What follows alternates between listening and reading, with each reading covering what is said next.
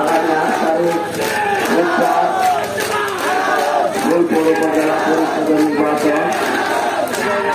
এই নির্বাচনে আনারসের সমর্থনে, আমার সমর্থনে আয়োজিত আজকের এই নির্বাচনী পথসভা সম্মানিত সভাপতি, বোলপুর পৌর আওয়ামী লীগের আহ্বায়ক, সাবেক ছাত্র নেতা, বীর মুক্তিযোদ্ধার সন্তান হামিদুল আলম বিপ্লব, মঞ্চে উপস্থিত বিভিন্ন পর্যায়ের সাবেক বর্তমান জনপ্রতিনিধিবৃন্দ, জাতির শ্রেষ্ঠ সন্তান ছাত্র বীর মুক্তিযোদ্ধাগণ, আওয়ামী লীগ, বিএনপি, জাতীয় পার্টি সহ সকল সংগঠন এবং অঙ্গ সহযোগী সংগঠনের সম্মানিত নেতৃবৃন্দ, এতক্ষণের শ্রদ্ধেয় মুরব্বিয়ান, যুবক ভাইয়েরা এবং এই শাহপুর বাজারের সম্মানিত ব্যবসায়ীবৃন্দ, সকলকে আমার সালাম, আসসালামু আলাইকুম ওয়া রাহমাতুল্লাহ।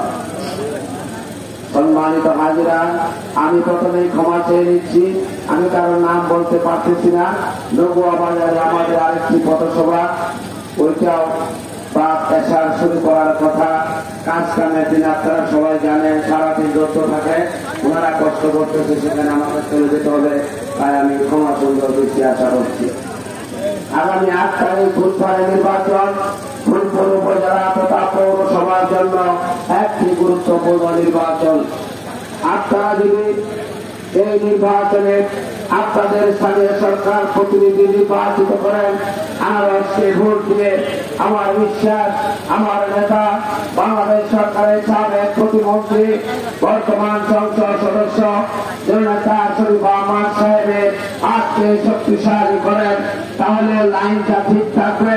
যেহেতু সরকারের প্রধানমন্ত্রী শেখ হাসিনা, এমপি শরীফ আহমেদ সাহেব, আমি সেই দলের সাধারণ সম্পাদকের দায়িত্ব পালন করছি, উন্নয়ন ইনশাআল্লাহ বেশি হবে, এই বিষয়ে আমার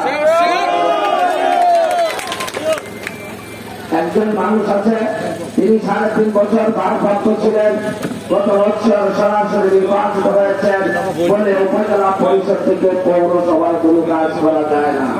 এটা তার মিথ্যা কথা, কেন কাজ করা যাবে না?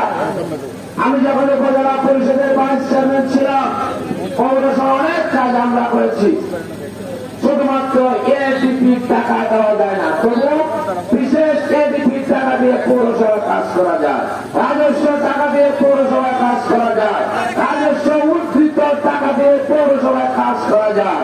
করা যায় না কে বলছে? করবে না, 22 দিন শেষ।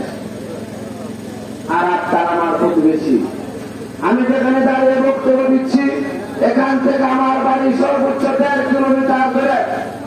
সেই ছোটকাল থেকে আপনাদের সাথে আমার আত্মীয়তা, সামাজিকতা, পারিবারিক বন্ধন, সেই দাবি আমি বলছি, আমাকে আপনারা দয়া করে এবার মান অভিমান ভুলে গিয়ে, রাগ গুসা ভুলে গিয়ে, আমার যদি কোনো ভুল ত্রুটি থেকে থাকে, আল্লাহ রসকে আমাকে ক্ষমা করে দেবেন। আমার দল আওয়ামী লীগের স্থানীয় নেতা কর্মীর দ্বারা যদি আপনারা কেউ কষ্ট পেয়ে থাকেন, নির্যাতিত হয়ে থাকেন, আমি তাদের হয়ে ক্ষমা চাচ্ছি। সকল ভেদাভেদ ভুলে গিয়ে দল মতের ঊর্ধ্বে উঠে আমি আপনাদের সন্তান, রাজনৈতিক ভাবে আমাকে বাঁচিয়ে রাখবেন, আমাকে দোয়া করবেন।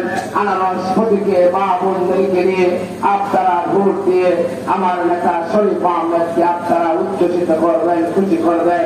ইনশাআল্লাহ আমরা কথা দিয়ে যাচ্ছি। এই মঞ্চে দাঁড়িয়ে আমার নেতা শরীফ আহমেদ সাহেব কথা দিয়েছিলেন, এখান থেকে শাহপুর দক্ষিণের রাস্তা তিনি পাকা করে দিলেন। ইতিমধ্যে 1.5 কিলোমিটার রাস্তা পরিমাপ হয়েছে। এই জুন মাসে টেন্ডার হবে। শাহপুর থেকে সুরুইঘাট বাজার হয়ে লাক্সি মাদ্রাসা পর্যন্ত 2400 মিটার রাস্তা পাকা হবে।